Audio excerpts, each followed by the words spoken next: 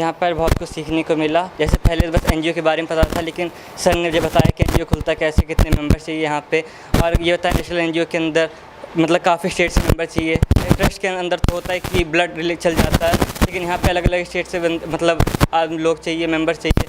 और सर ने बताया कि कैसे कौन सा एक्ट होता है जिसके अंदर हमारा एनजीओ रजिस्टर होता है, अगर वो ना हो तो हम उसमें मतलब एनजीओ अच्छा नहीं है। अगर इंटर्नशिप करना हो, फिर में आगे कुछ काम करना हो, तो पहले तो बस एनजीओ के बारे में सुना था कि एनजीओ कुछ होता है, इससे यहाँ पे आगे पता लगा कि मतलब कि होता क्या है, अच्छे से किस तरह काम करता है।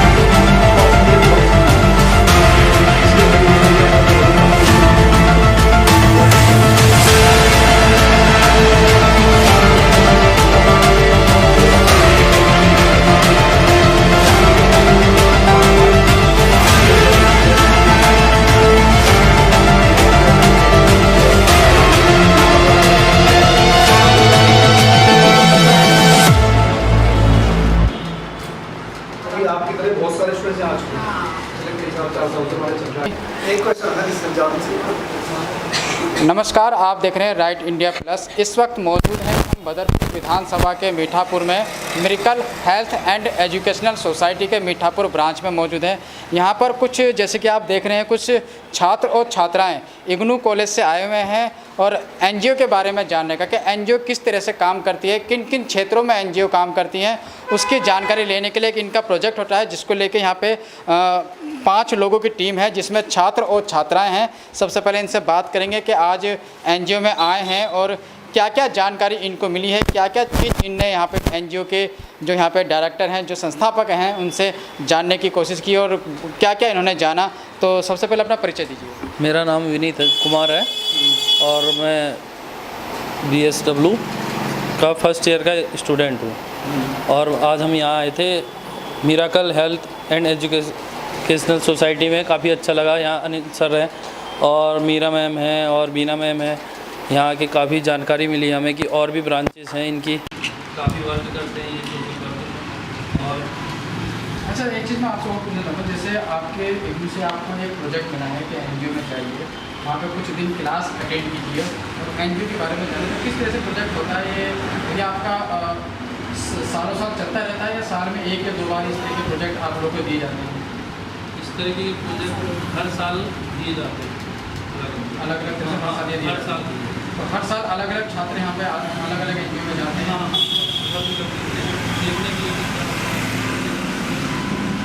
तो ये थे यहाँ पे छात्र जिन्होंने एनजीओ के बारे में जाना। तो छात्राएं भी हमारे साथ मौजूद हैं, उनसे भी जानेंगे। मैम, आपका नाम कहाँ से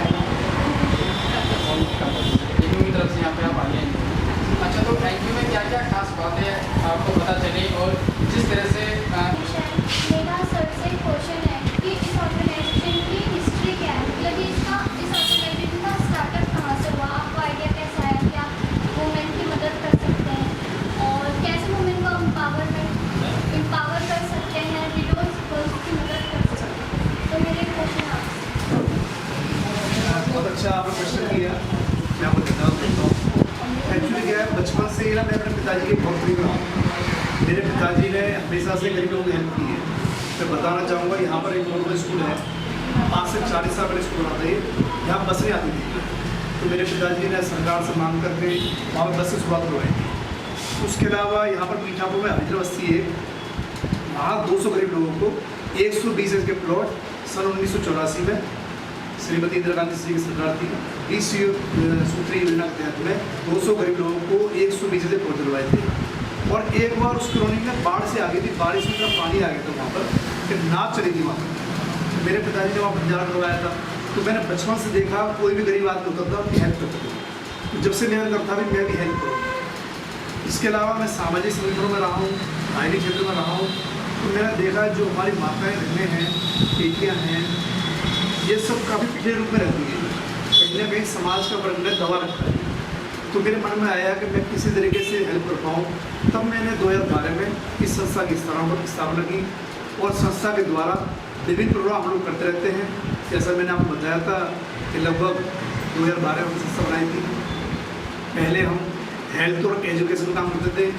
हेल्थ के कोई कैंप्स लगाते थे, थायराइड कैंप है, ब्लड डोनेशन कैंप है, आई का कैंप है, हार्ट चेकअप कैंप है, या कोई गरीब बच्चे बेचारे या गरीब बहनें जिनका इलाज नहीं मिल पाता था तो सरकार से उनकी हेल्प करवाता था। इसी क्रम में संस्था की मैंने स्थापना की 2012 के अंदर में 31 अक्टूबर को। और कई सालों जब मैंने कैंप लगा कर देखा कि अब हमें प्रॉपर रूप से सेंटर्स की ज़रूरत है, तो मैं धन्यवाद करूँगा जो हमारी संस्था की डायरेक्टर है मीरा चौधरी जी।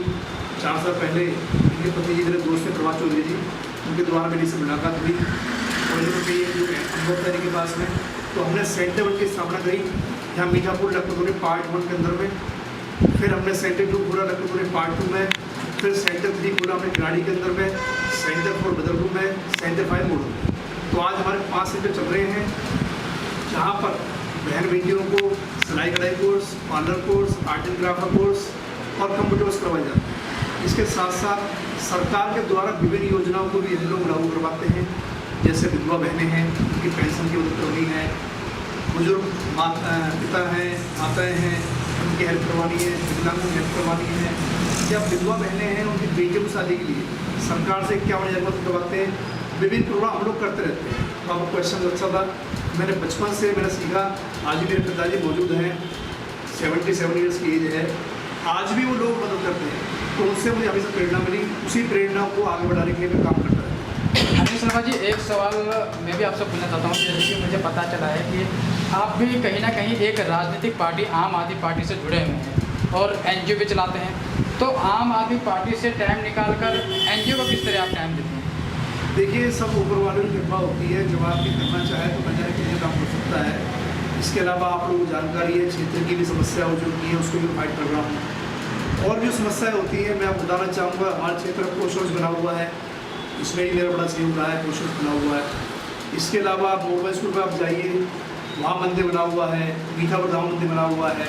मेरे पिताजी के द्वारा सरकार से 20 बेंचें दवाई गई, जो आज बड़े बुजुर्ग वहाँ बैठते हैं, महिलाएं बैठती हैं, माताएं बैठती हैं, दुआएं देती हैं।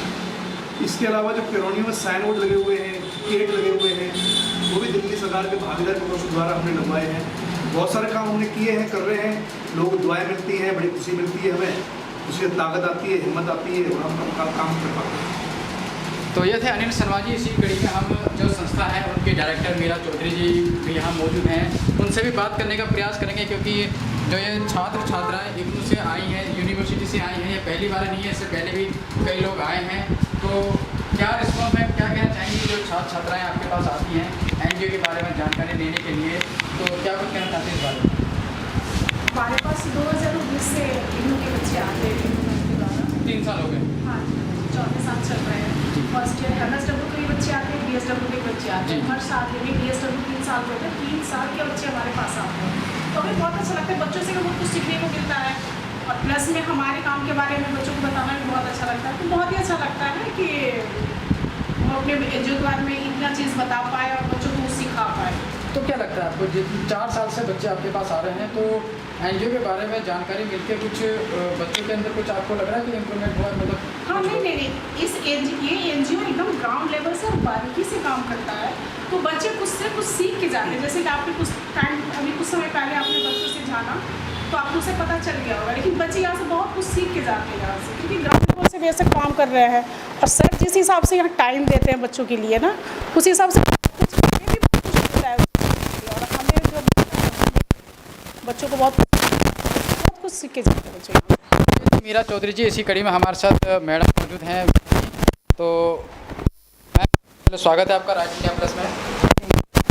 मैम, जिस तरह से आज आए हैं, इससे पहले अलग अलग तरह से ग्रुप में बच्चे आए हैं, हाँ। तो क्या कुछ कहना चाहती हैं? एक्चुअली ऐसा है, ये जो इनका ग्रेजुएशन कोर्स है, जो एक सोशल वर्कर कोर्स है, जैसे और कोर्सेज हैं उसमें तो आपको एजुकेशनल क्वालिफिकेशन मिलती है, लेकिन इसमें एक स्किल, BSW एक ऐसा कोर्स है जिसमें आपको एक स्किल भी मिलती है, जिसमें आप खुद तो अपने बिहेवियर में चेंज लाते हैं, लेकिन अपने समाज में भी आप चेंज लाते हैं। इसमें ये सिखाया जाता है कि आपको सहनशील बनना है, लोगों की मदद करनी है, आपको सोशल वर्क करना है। ये लोग जो सोशल वर्क करते हैं उसके अंदर इनका मेन मकसद ये होता है कि किसी पर्सन की एक टाइम हर बार मदद ना करनी पड़े, बल्कि वो एक बार उनकी ऐसे मदद करें कि वो हर बार खुद अपने पैरों पर खड़े हो जाएं और अपनी मदद खुद कर सकें और दूसरों के लिए भी कुछ कर सकें। तो ये सारा चीज़ इसमें सिखाई जाती है। इसके लिए हमें अलग अलग एनजीओ में इनकी विज़िट करानी होती है। इनको 15 डेज़ का फील्ड वर्क ये करते हैं किसी भी एनजीओ में, और बाकी ओरिएंटेशन विज़िट भी कराई जाती है जिसे अनुकूलन दौरा कहते हैं, जिसमें इनकी एक समझ बनती है कि एनजीओ क्या होता है। जैसे एनजीओ होती है नॉन गवर्नमेंट ऑर्गेनाइजेशन, सरकार तो स्कीम्स लेके आती है, लेकिन एनजीओ क्या करती हैं, ये जो स्कीम्स आती हैं, ये जो प्रोजेक्ट आते हैं, सही मानों में तो एनजीओ इसको क्या कहते हैं सही मुकाम पर ले जाती हैं, उसको फुलफ़िल करती हैं, लोगों को सुविधाएं दिलाती हैं। तब बाद में गवर्नमेंट ये कहती है कि हमने ये काम किया, लेकिन एक्चुअली में गवर्नमेंट सिर्फ प्रोजेक्ट लाती है, काम एनजीओ के माध्यम से ही होता है। जैसे कि मैम आपने भी बताया कि 15 दिन का प्रोजेक्ट इनका होता है। हाँ, तो ये मिरेकल हेल्थ एजुकेशनल सोसाइटी में आज पहला दिन है। हाँ। 15 दिन यहीं आना है या फिर 15 दिन अदर एनजीओ में जाना है? नहीं, आज तो हम ओरिएंटेशन विज़िट के लिए आए थे, एनजीओ के बारे में जानने के लिए कि एनजीओ का नाम क्या है, एनजीओ का एम क्या है, इसकी हिस्ट्री क्या है, कौन से एक्ट के थ्रू रजिस्टर्ड है ये एनजीओ, और एनजीओ में का मतलब एनजीओ को चलाने के लिए क्या क्या समस्याएं आती हैं और क्या क्या चैलेंजेस फेस करने पड़ते हैं। तो ये सारी चीज़ें समझाने के लिए हम बच्चों को लेके आए थे। लेकिन ये है कि अगर इनमें से बच्चों को फील्ड वर्क भी करना है किसी भी एक ऑर्गेनाइजेशन में, 15 डेज़ का फील्ड वर्क है, तो वो चाहें तो यहाँ से कर सकते हैं। 15 डेज़ ये इनके ऊपर हमने छोड़ा है कि अगर ये करना चाहते हैं तो यहाँ से कर सकते हैं। और इस एनजीओ में मैं अक्सर आती रहती हूँ, और इस एनजीओ की मुझे एक बात बहुत अच्छी लगती है कि ये मतलब एनजीओ काम तो बहुत अच्छा कर रही है, लेकिन ये है कि ये महिलाओं को सशक्त बना रही है, अपने पैरों पे खड़ा कर रही है। मैंने जो भी यहाँ पर आके मेरी जो भी समझ बनी है, तो मैं सिर्फ 2 लाइनें यही कहना चाहती हूँ कि कामयाबी यूं ही नहीं मिलती, एक जुनून चाहिए, हमारा अगला कदम पिछले से बेहतरीन होना चाहिए। अच्छा मैम, माफ़ कीजिएगा, एक छोटा सा सवाल और मैं आपसे पूछना चाहता हूँ। जैसे कि पहले भी बताया जा रहा है कई सारे ग्रुप आप यहाँ पे लेकर आई हैं मिरेकल हेल्थ एजुकेशनल सोसाइटी में, पिछले 3-4 साल से आप लेकर आ रही हैं। तो इन 3-4 सालों में जो ग्रुप आप ले गए और एनजीओ के डायरेक्टर और संस्थापक के द्वारा जो जानकारियाँ उनको मिली है, क्या लगता है आपको कुछ उनके अंदर बदलाव देखने को मिला, कुछ जानकारी उनको मिली है? बदलाव तो बहुत देखने को मिला है। जैसे स्टूडेंट्स शुरू में आते हैं तो उनका नेचर जैसे चिड़चिड़ा, मतलब समस्याओं को ना समझ पाना, लेकिन जब बच्चे एनजीओ में विज़िट करते हैं तो उनको एक चीज़ ये समझ में आती है कि हमें सोशल वर्क अगर करना है तो हमारे अंदर सबसे पहले पेशेंस, सहनशीलता होनी चाहिए, हमारा कम्युनिकेशन स्किल अच्छा होना चाहिए, हमें बातचीत करने आनी चाहिए, हमें अपनी चीज़ें दूसरों पे नहीं थोपनी है, हमें ये देखना है कि जो बेनिफिशरी है, जो लाभार्थी है, वो क्या चाहता है, हमें उसके अनुसार उसकी प्रॉब्लम को सॉल्व करने की कोशिश करनी चाहिए। ये सारी चीज़ें इन लोगों को समझ में आती हैं। और क्योंकि हम कम्युनिटी से जुड़े, क्योंकि एक सोशल वर्कर जो होता है कम्युनिटी से जुड़ा होता है और एनजीओ भी कम्युनिटी से जुड़े होते हैं। इसमें जो एनजीओ का स्टाफ होता है वो क्या करता है कि कम्युनिटी के लोगों की समस्याओं पर वर्क करता है कि कम्युनिटी के लोगों की क्या समस्याएं हैं। जैसे मान लो समस्याएं तो बच्चे के जन्म से ही शुरू हो जाती हैं। बच्चा जन्म लेता है तो बच्चे के विकास की समस्या, अगर कहते हैं वो किशोरावस्था में आता है तो यूथ गलत रास्ते पे ना जाए, उसके लिए उनको मोटिवेट करने के लिए अलग अलग मतलब प्रोग्राम चलाए जाते हैं। जैसे अब ये है कि वोकेशनल ट्रेनिंग इस एनजीओ में दिए जाते हैं। जैसे महिलाएं, लड़कियां आती हैं तो उनको वोकेशनल ट्रेनिंग देके ये पैरों पे खड़े करते हैं ताकि वो अपनी लाइफ को आगे अच्छे से अपने पैरों पे खड़े हो सकें और अपने परिवार पे बोझ ना बने, अपना मतलब आगे भविष्य अच्छा बना सकें। उसके अलावा फिर जैसे आगे एज होती है, जैसे महिलाएं हैं, महिलाओं को वोकेशनल ट्रेनिंग दी जाती है। फिर उसके बाद से जैसे मान लो वृद्ध हैं तो वृद्धों के लिए भी यहाँ पर है, जैसे वृद्धा पेंशन योजना होती है, या विधवा लेडीज़ है उसके लिए विधवा पेंशन योजना है।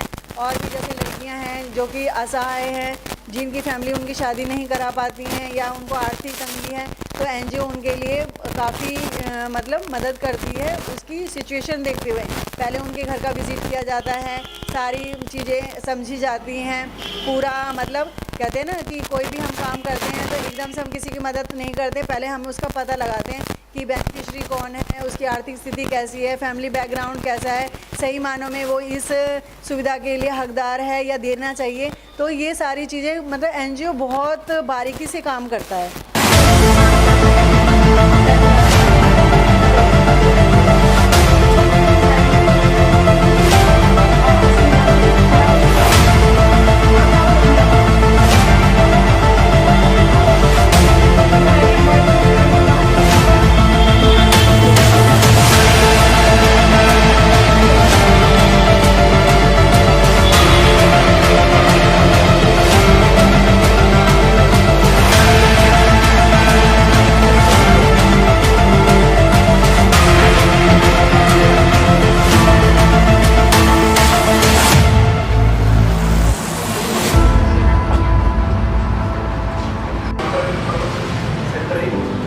पार्ट में लिखा हुआ है, एक सेक्टर हमारा पार्ट में लिखा हुआ है,